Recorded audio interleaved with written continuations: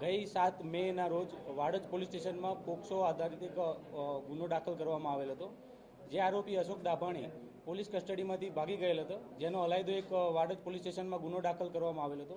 જે ગુનાની ગંભીરતા લઈને અલગ અલગ ટીમ બનાવી અને ક્રાઇમ બ્રાન્ચની ટીમે ચંદ્રનગર ખાતેથી એ આરોપીને પકડી લીધેલ છે.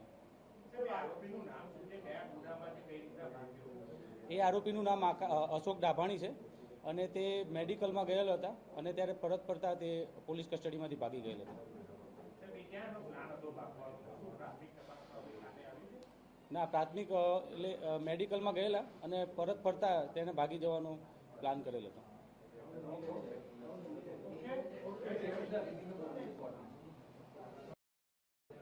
पिछली 7 तारीख को पोक्सो एक्ट के अनुसार एक वाडज पुलिस स्टेशन में गुना दाखिल हुआ था, जिसका आरोपी का नाम है अशोक डाभाणी, जो पुलिस कस्टडी में से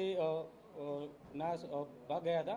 तो उसको पकड़ने के लिए क्राइम ब्रांच ने अलग अलग टीम बनाई थी और उसको चंद्रनगर से पकड़ लिया है.